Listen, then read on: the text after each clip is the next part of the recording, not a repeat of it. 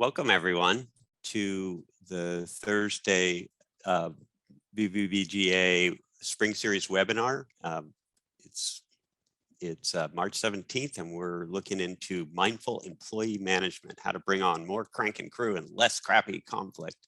And so thankful to have Lisa here, Lisa MacDougall from Mighty Food Farm, who has done a lot of work over the years and is great with her crew. And I've always been just really kind of blown away by a lot of the stuff she's done, and especially by the feeling out from the crew when you visit. So I'm going to stop right there.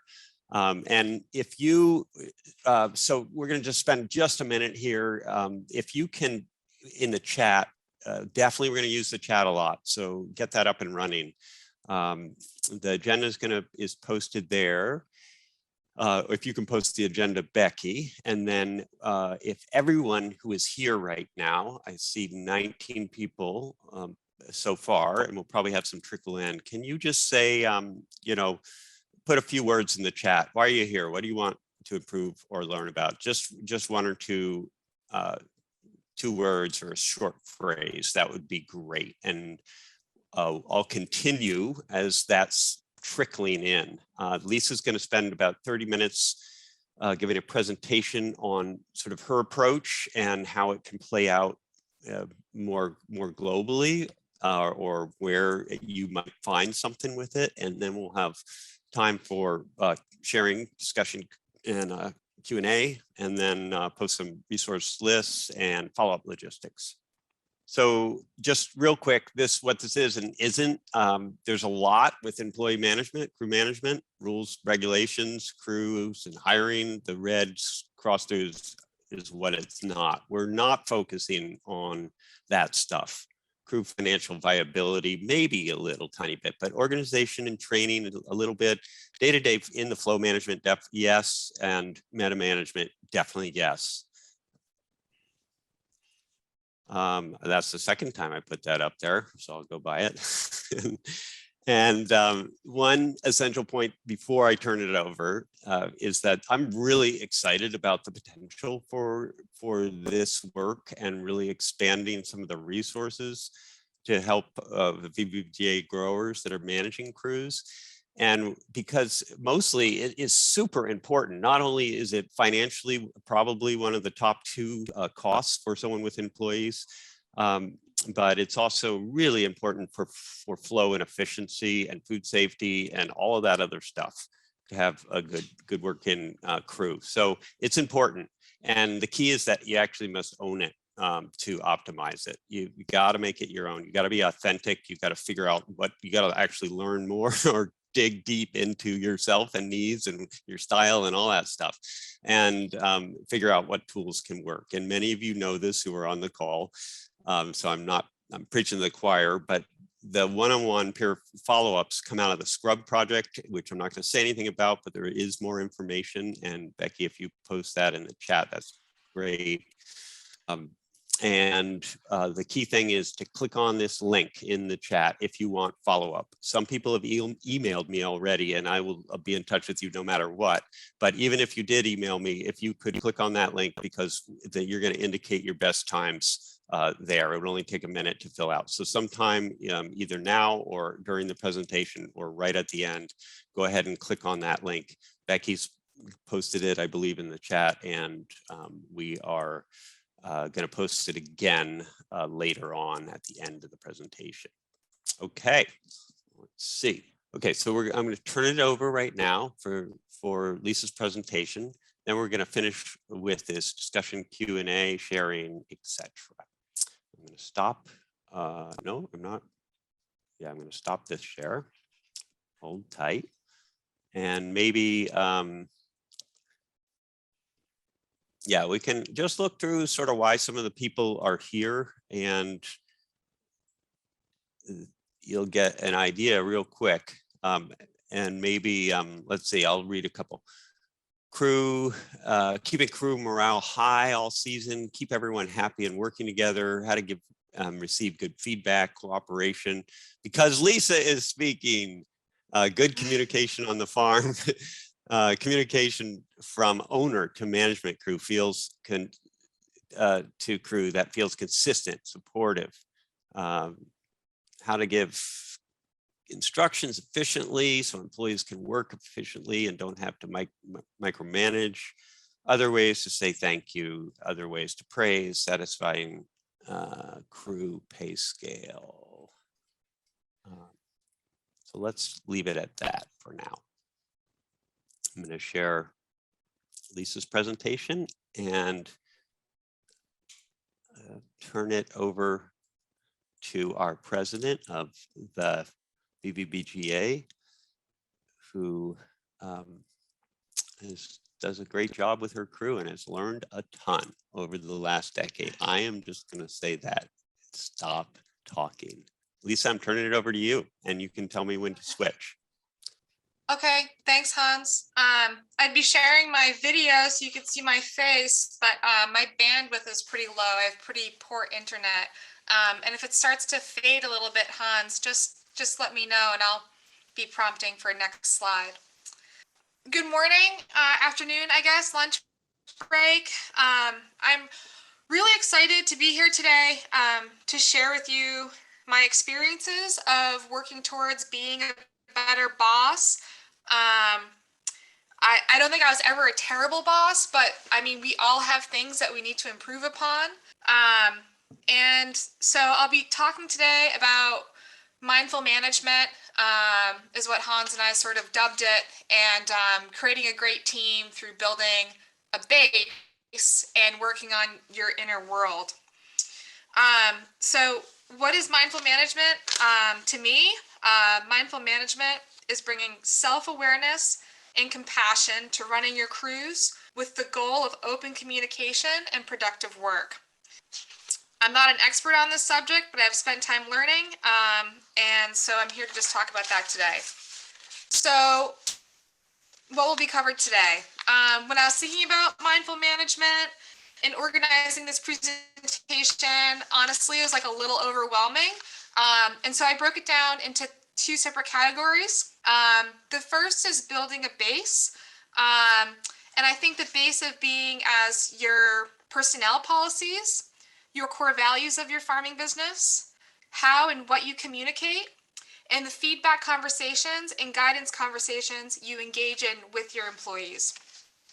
And then second, beyond organization, is working on yourself in order to be able to become and relate to and manage your employees in a more loving and efficient way. In this section, I'll speak on how meeting your needs as an individual and business owner will bring more clarity in decisions and make space for more compassion in day-to-day management. So who I am, Mighty Food Farm. So just some quick stats. We are in Shaftesbury, Vermont, southwest corner. We do 15 acres of vegetables for CSA, direct wholesale, and 1 farmer's market. I have 5 full-time all year round crew, and then bring in 5 seasonal hires for the busy months, May through November. This will be my 16th year in business. I've been farming for 19 years. And let's see, so I started farming in 2007. I was renting in Pownell for 10 years. I started the farm with a former boyfriend and business partner. We parted ways in 2010 and I became the sole proprietor, which was a really difficult transition for me. Created a lot of anxiety and all the things.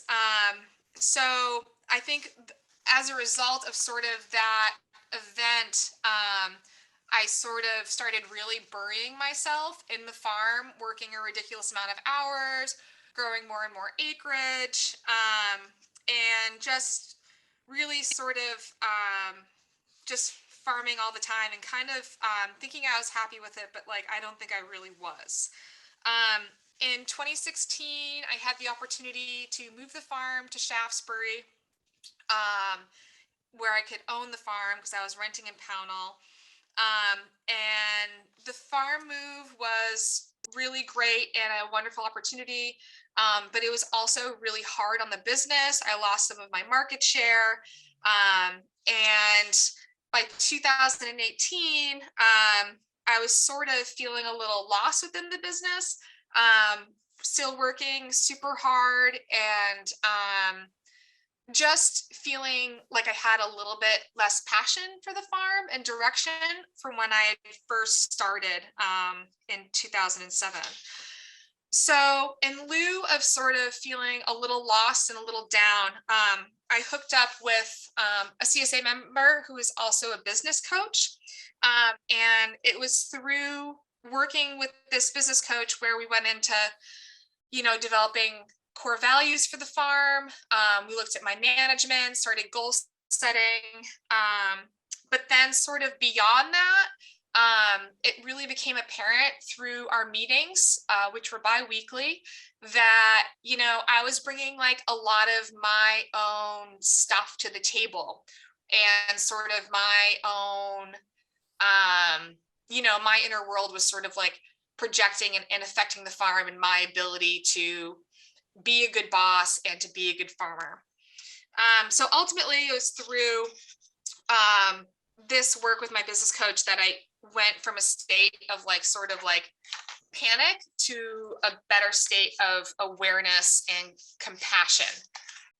So that's sort of how my life felt, was like onions falling off the back of a truck for a while.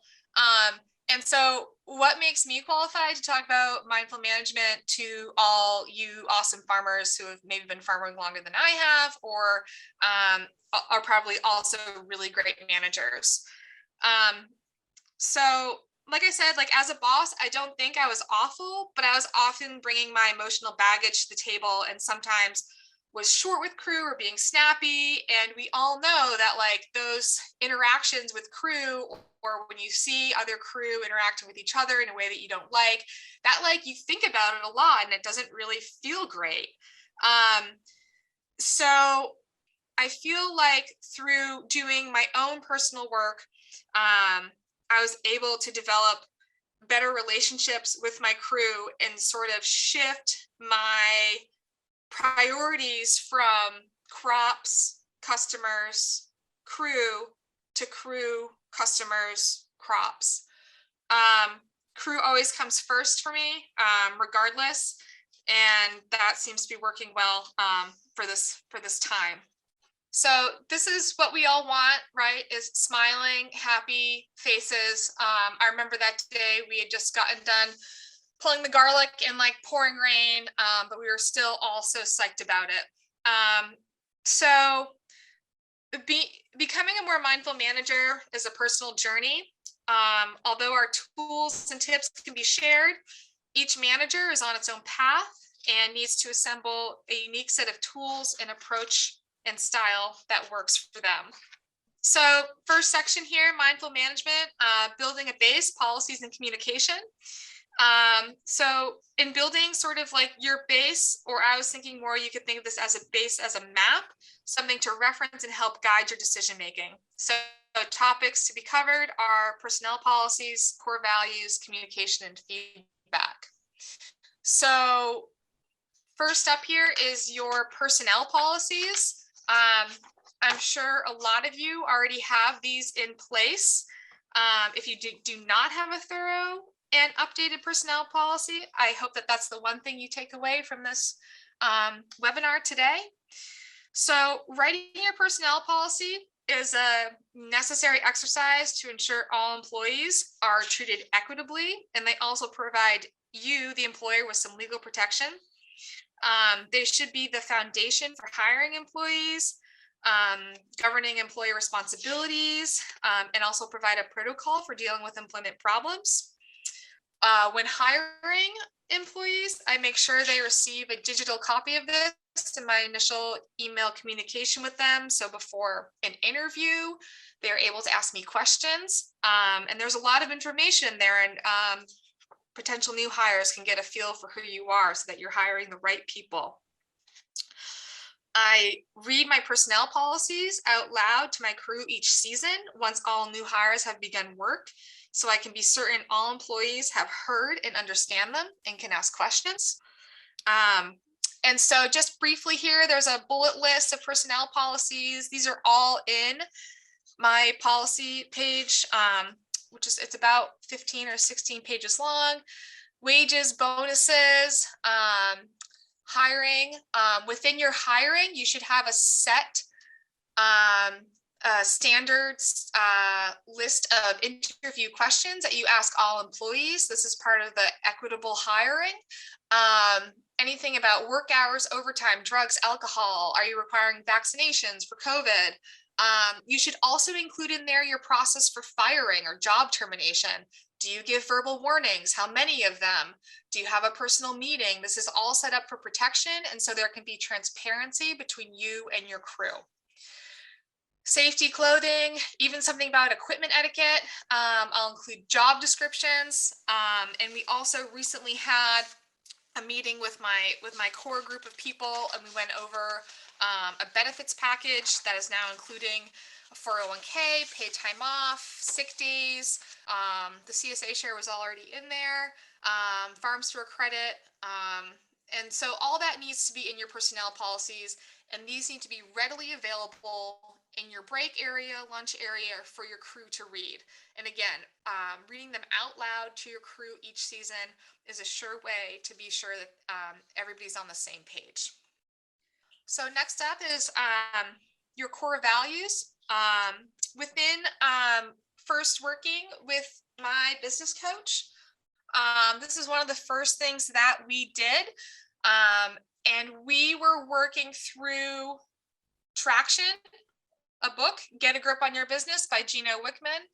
That's in the resource list at the end of this presentation, so you don't have to write it down quite yet if you don't want to.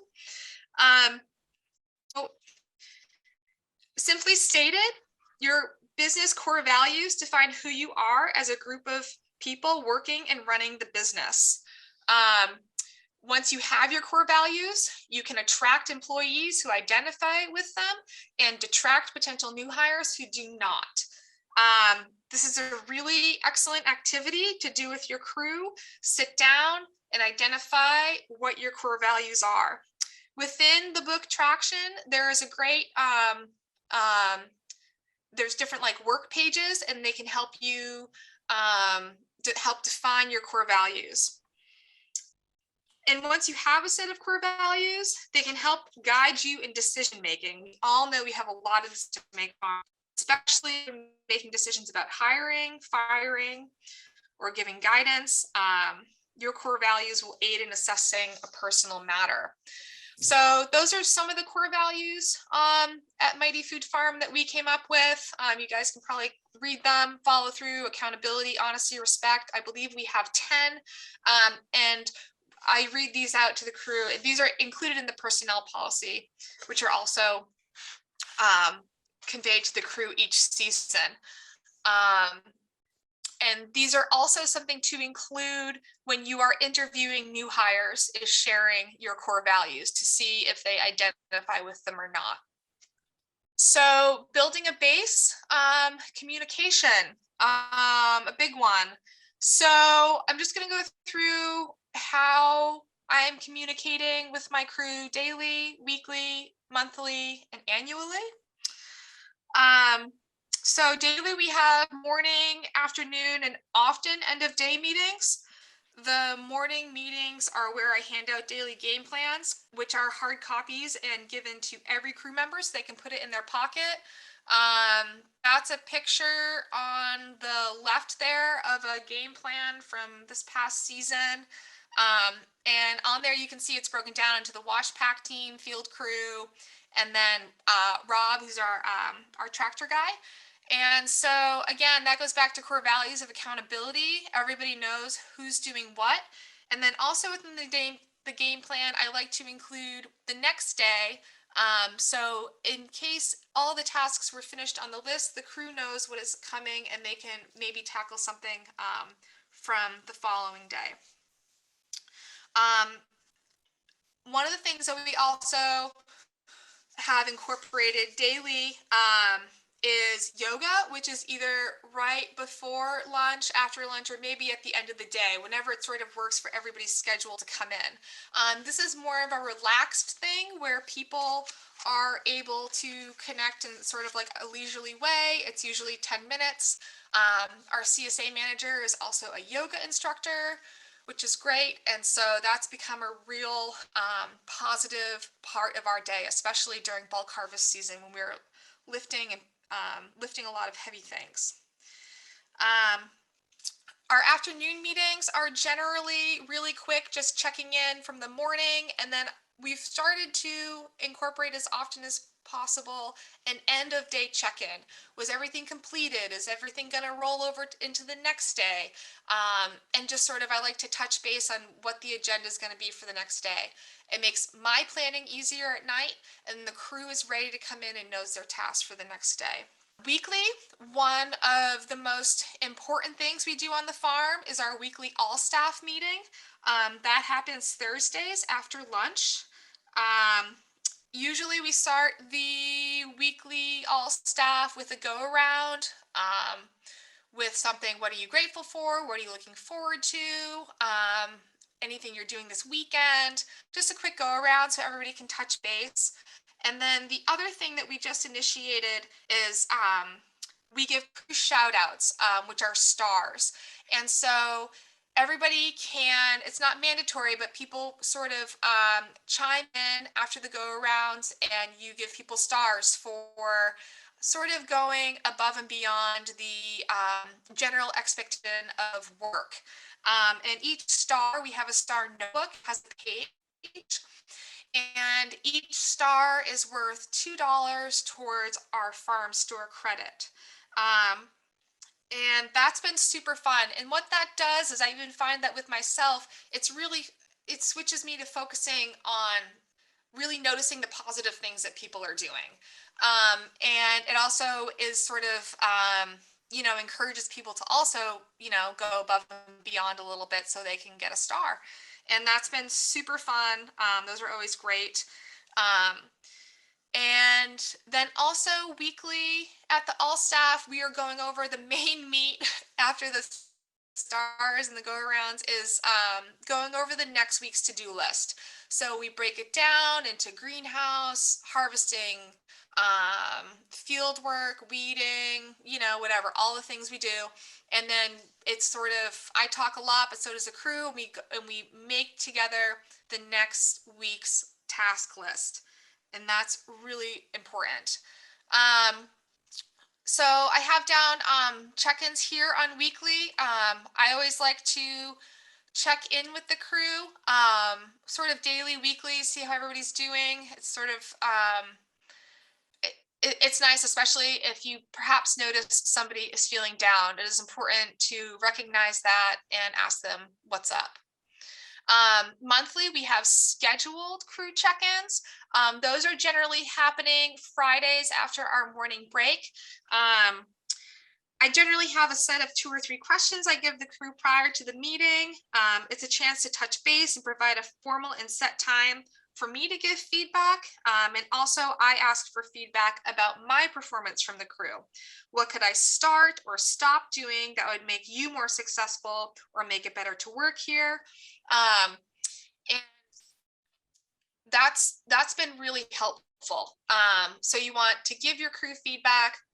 In the corporate world, these are probably called performance reviews. And then it's a chance for them to give you feedback. And then annually, we have a preseason meeting, which we're actually going to be having this Saturday. And that's once we have all of our new hires. It's just an opportunity for a meet and greet and for everybody to tell their job description. We go over intentions for the year, any big changes. It's pretty casual, generally an hour to 90 minutes. At the end of the year, generally the week after Thanksgiving, we have our season review, go over improvements and successes, and that provides a base for planning for the following year.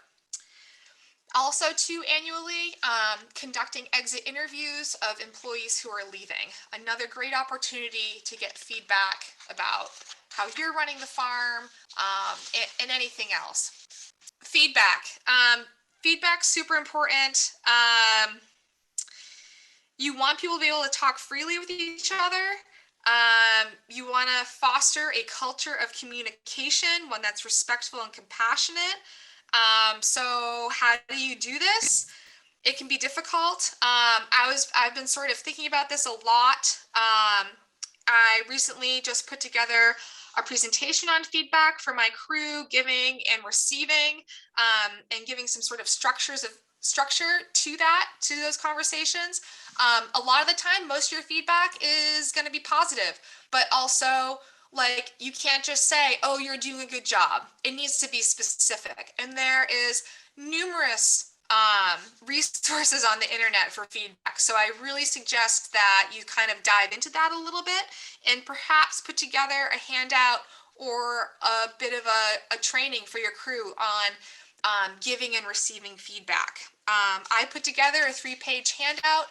My email will be at the end of the presentation if you want me to email that to you. Just a few quick key points with giving feedback. Give it quickly, as close to the event or action. Always be compassionate. Seek first to understand, then to be understood. And always ask yourself, what is my intention for this conversation? This is one of my favorite quotes from the 4-Hour Work Week, kind of a fun book by Timothy Ferriss. Your quality of life is based on the difficult conversations you're willing to have. We all have those conversations that we don't want to have, but we all know that on the other side of them, things will be clear, misperceptions will be cleared up, and you will feel better. So again, your quality of life is based on the difficult conversations you're willing to have. There are other things that affect quality of life, but that's one of them. Okay, another aspect of mindful management is that emotions will happen on the farm. I would never expect my crew to leave their emotions at home. I think that that's sort of a bad practice to ask. And what we do is we encourage emotional transparency on the farm. So I think of emotional transparency as being upfront with how you're feeling on a particular day. Most of the time we're happily farming, but it's important to check in with crew members who you notice are having a hard day. This can prevent any future larger problems, and it also shows that you care. It can just be a quick, hey, how are you doing in the truck or whatever, but emotions will happen and you can't ignore them. And we encourage emotional transparency. So just quick, I was just thinking about while working on this presentation, you know, we spend so much time working on crop plans, field rotations, whatever, all of it that we do to get ready for the season. It's a lot. I know we spend a lot of time at the computer crunching numbers, you know, but I thought to myself, what if we spent a similar amount of time on building our farm teams, on creating workshops and spaces, and putting just in general like some more thought and activity into that. So we've really loved the daily edition of the yoga. I'm sure you all celebrate birthdays. And we're going to start bringing in some guest speakers maybe to the farm once a month. We had a guest speaker last week to do a 1-hour discussion and presentation on mindfulness, which was really well received. And so, you know, just sort of putting it out there, what can you do? What would that look like? So mindful management.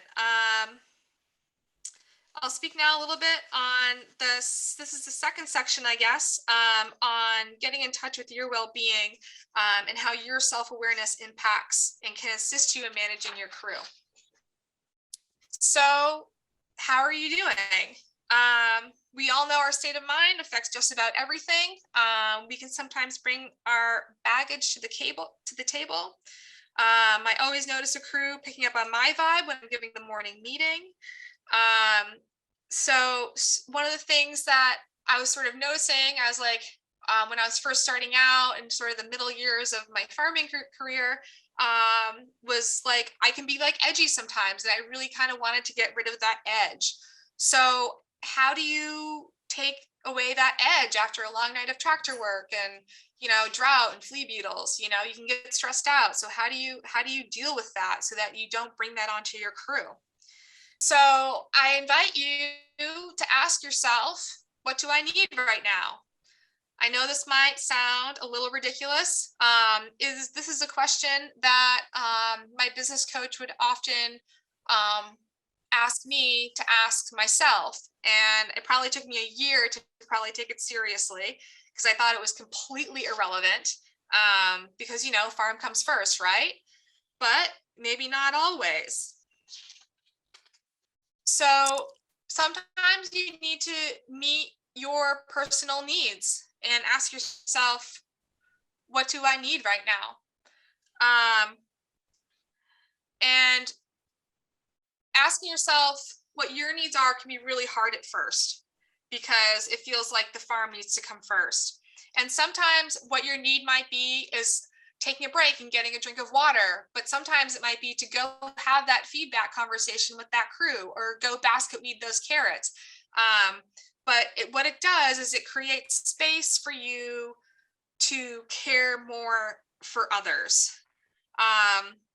Often when faced with a difficult question or decision, I'll also close my eyes and look to my heart instead of my mind. And this leads to another question is, what does your heart tell you to do? Oftentimes, I know I can get pretty wrapped up in my head, you know, busy farming season, tons going on, it's spring, you know, hiring, all the things. But oftentimes, if you ask your heart and take a minute, you know, and ask your heart what the decision should be or whatever, it's a pause. And often I find that the answer is true and guides me in the right direction. And then, so this is the final slide here, is one of the questions that to ask yourself is, do you love your farm? You need to love your farm in order for others to love it too. Is there anything you should change about it? And also too, ask yourself, what do you love to do on the farm? And then hire accordingly. If you really like being with the field crew and running in the fields, you know, then hire out your wash pack and your CSA manager and all the other positions. Oftentimes as a business owner, we are running around in a lot of different directions, filling a lot of different shoes. But, you know, I know the labor market is tight, but doing your best to hire the right people for the right position, and do what you love to do. And an important question to ask your crew is, do you love your job? And what do you need to be successful? That can be sort of a scary question to ask one of your crew members because you're like, oh, do you love your job? And you're afraid that they'll say no. Often they'll say yes, and it can be some really valuable insight to how they're feeling and what you can do to sort of make their farm experience and their daily work experience better. Just to sum it up here, mindful management daily practices. Have clear policies to avoid conflict, stay true to your farm's core values and make sure they're communicated, foster a culture of communication, within feedback conversations, seek to be understood, to understand, then to be understood. Emotional transparency, ask yourself, what do I need right now? What does my heart tell me to do? Assess your business. What do I love about my farm? What needs to change? And ask your crew if they love their job. And then with the resources list, 4 books here, Traction, Core Values, Vision and Goals, Radical Candor, great for feedback and communication, 7 Habits of Highly Effective People, The Power of Now in a New Earth by Eckhart Tolle, Mindfulness. Those are some really great books that have been really helpful in my journey of becoming a better manager. Last slide, Hans. Thank you. I just want to reiterate that I am no expert in this field, and I just wanted to share with you all what has helped me to empower my crew, and, you know, just have an open relationship with them so that they come back year after year and are happy. The goal is to have them happy. So please reach out for any questions or clarification. I really like talking about management. Thank you very much. Thank you so much, Lisa. And we can turn on your video if you want. And as you know, we can go into more like a discussion mode here. That would be great. And I will jump back out to, post some more resources, talk about logistics when we have 5 minutes left. So if someone can sort of kick me in some way if I'm not keeping time. Lisa, and I just want to say in front of Lisa and with everyone here that my takeaway, Lisa, is that this approach that you just presented works amazingly well and is super successful for you because of the authenticity, your vulnerability, your integrity, that you've actually checked in with yourself. You have not, all those tools are out there. We don't have to reinvent any wheel of a tool practically. I mean, maybe a few, but it's the integrity comes in actually being honest, I think, and really coming up with that yourself. So that kind of gets at how we're going to end the resources at the end, and the follow-up is that has to happen for each of you in some way, in your own way, right? What Lisa does is not going to work for everyone. There are parts of it that probably could work for each person, but they might be different. So Lisa, were you going to say something to that? Thank you. Okay, great. But thanks again. All right, so let's just open it up. Questions, comments, any sharing. But I'd really love to hear some voices here. We have a lot of awesome farmers, and some of which may be peer coaches for this coming up, the follow-up that we're going to offer.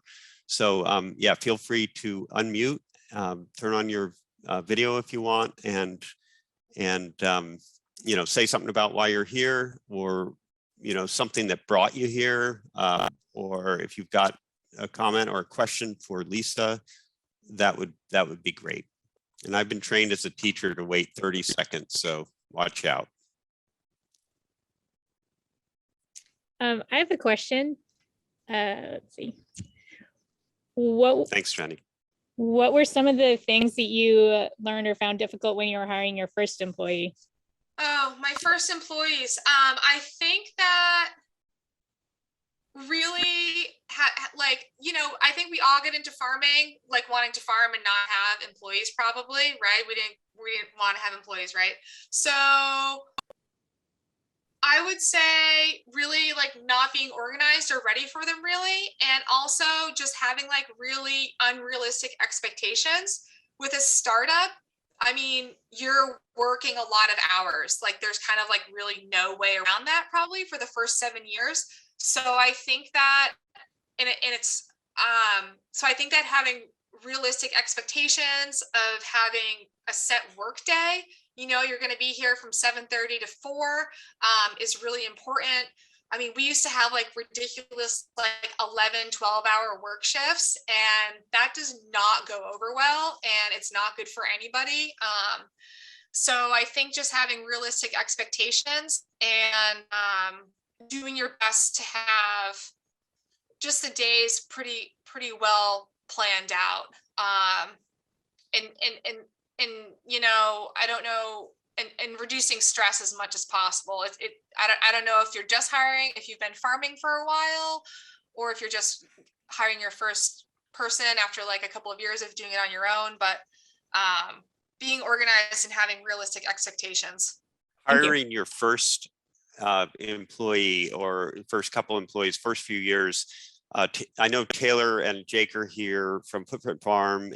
There are so many amazing growers here, and Taylor, I'm calling you out because of the great presentation you did last fall, where part of it was talking about your sort of how you hire people, and not to go into super depth, but I'm sort of asking if you and or anyone else who's really kind of been in this lately wants to share Just a couple of sort of lessons learned that have really risen to the top about hiring and recruiting, hiring, that kind of thing. And Taylor specifically had said she could do a follow-up with some of that stuff that she's learned, or been, be available as for a follow-up coach session. So Taylor, do you have anything to add? I mean, everything that Lisa said, I'm here for Lisa to listen because she's so good at this stuff. And of course, as soon as I started talking, there's an electrician loud outside. But the way that we hire is we want to hire somebody who will both be successful for us and we will be successful for them. So we want somebody who, like Lisa said, has a shared set of values. We interview a lot based on personality. So we ask a lot of questions. Like we know from past employees that if somebody is not competitive, if they don't like, silly little competitive games, they're not going to have a good time here. But we kind of try to tease those questions out of people. Like we ask, which vegetable would you take to prom? And if they give a really boring answer, then we feel like, well, they might be kind of boring in the field. If we're going to be spending 600 hours with them, we probably don't want to hang out with them for that long. And the same thing for them. And we really like people to sort of interview us back in the interview process. Another thing I picked up from another farmer recently, actually from Eli and Valerie at Honeyfield Farm, they called me for a reference on a former employee, and they asked me really good questions. And the one or two that I've taken from them for my reference calls is, if this employee came back for this coming season, what is something that you would work on with them? Which I felt like was such a good way to ask, what could this person work on without calling them out? So we're going to start with the assumption that this is a good person, but everybody has something to work on. And I found that question in particular really helped us. We had 3 really good candidates this year, but only 1 position. And so that question really helped tease out who was going to be successful in our farm culture. So I think that's the biggest thing, is trying to ask interview questions that make sure the person will enjoy being here as much as we'll enjoy having them. Great, thank you, Taylor. I'm wondering, Joey, I see is on the call, and just hiring an H2A worker. H2A, so these are people who are going to be there a long time potentially. And so I'm just curious, Joey, if you want to share anything about either some lessons learned there around hiring, recruitment, or how you go through getting an H2A worker, never mind, keeping them for decades as a family member. Yeah, definitely. It was one of the best things we ever did for our farm.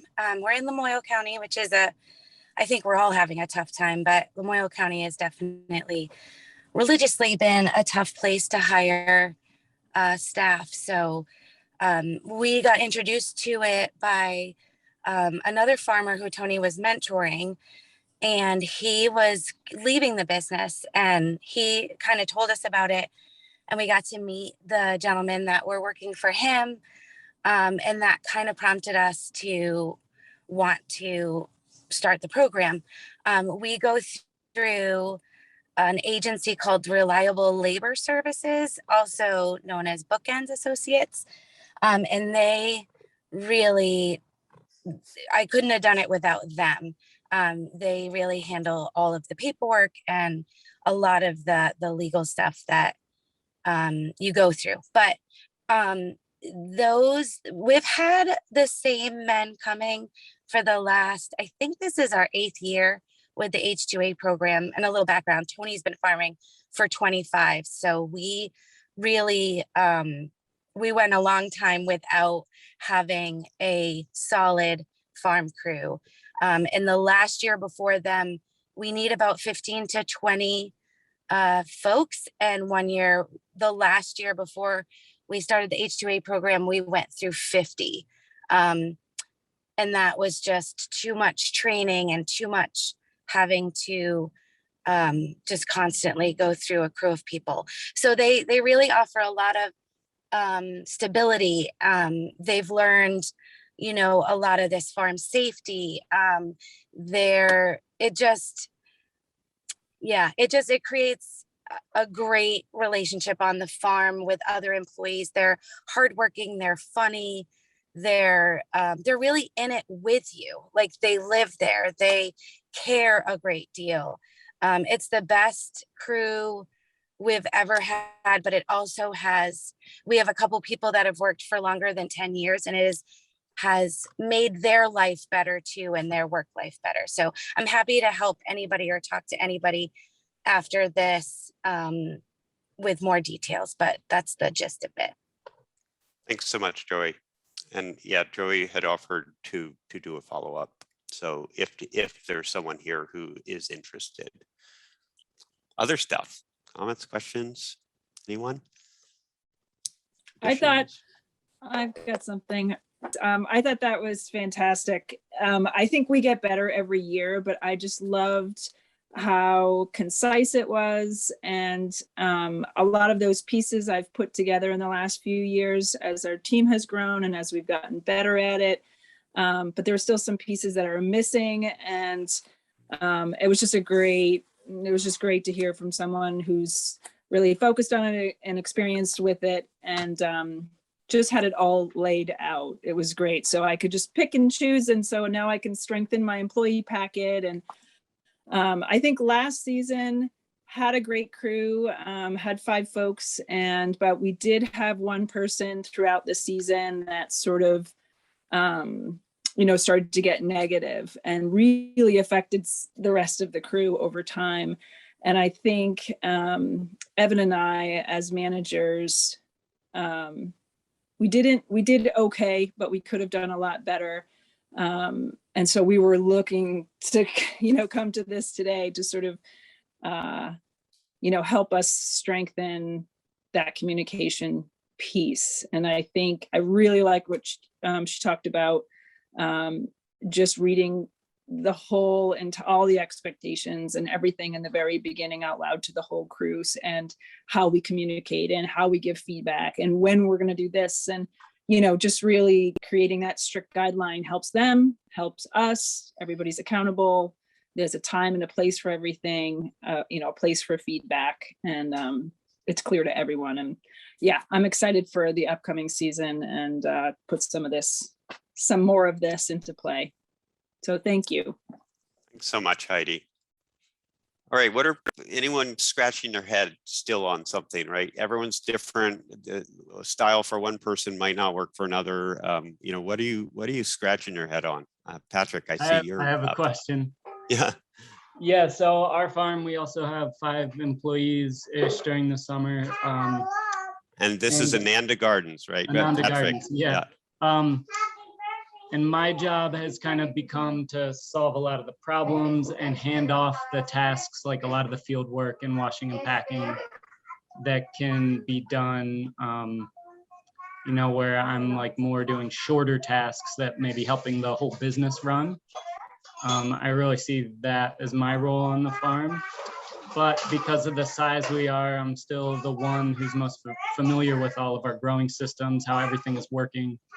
So I've been like putting the crew in charge of these different tasks, but I wonder sometimes if I should really be looking for somebody who is who would be the point person, because I feel it really resonated with me and Lisa's about the accountability, how to make our whole crew accountable, that they can kind of correct each other or say like, no, this is how we were told it needs to be done. Because we've often had the experience where like that job that I'm leaving them with, it hasn't been done the way we've specified. But at the same time, I'm not leaving one particular person in charge.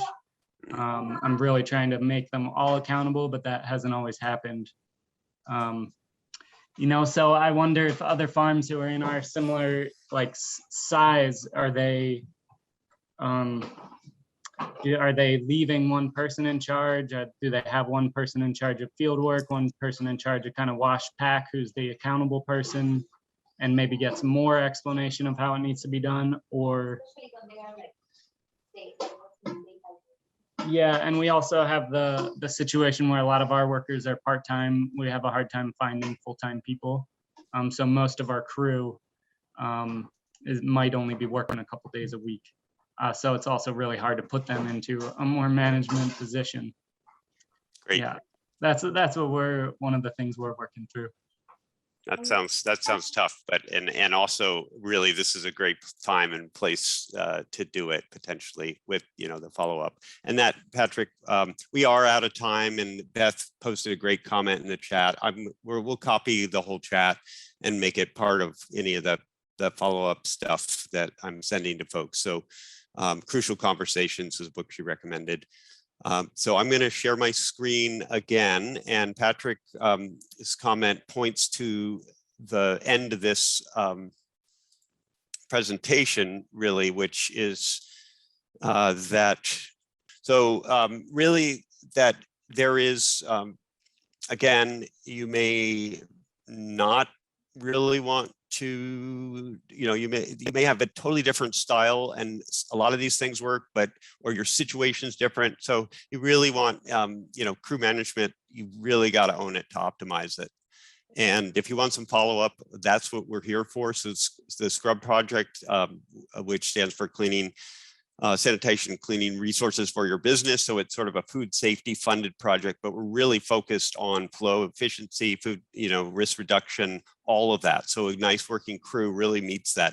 But the follow-up, we have some funds, both for me and also any of these peer coaches, to run some sessions in the next couple of weeks and host you guys, anyone who wants. And many of the folks, or some of the folks on this call, actually have offered to be sort of peer coaches. And so anyone you see or someone not on this call, it's possible. I can track them down and see if they would want to do it. So please post that, if you will, Becky, in the chat again. That is the link to the form that you need to fill out if you would like some follow-up, the kind of follow-up. I can definitely meet with everyone and have a Zoom conversation and kind of try to customize or help you customize, tailor, or look to some of those resources. So that's a given. And if you would like to meet with an actual real live experienced farmer, that's also possible. Okay. So I'm going to actually just real quick, a couple of things. I had on VVBGA, I just sent out this this will also be in the list I send, so we're not going to spend any time, but add some spice. What are the best things you've done for crew management? And, then what are the worst? And we're not going to spend time, we're out of time, but you can kind of look at these, and Becky, I'm going to ask you to post the best and the worst that we have so far. And feel free to add your own in the chat. I think this has the makings for a really great sort of local crowdsourced and somewhat humorful sort of view of what has risen to the top for people. There was a few more worse than best, and especially longer. Some of them are longer, they're more complicated kind of worse things that are a bit nuanced. So we're not going to go through them, but the resources then, Becky, if you can post some of our local resources. We're starting this process. I'm really excited to sort of jump into this and help to compile and organize some of this stuff through my time through the Scrub Project. And we've already had some great presentations. Lisa's today is amazing, and she's a great resource and one of the peer coaches potentially as well.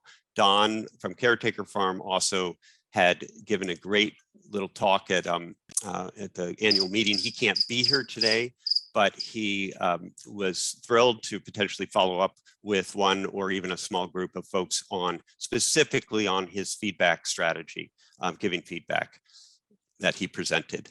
And then these, farm business crew managers are posted there.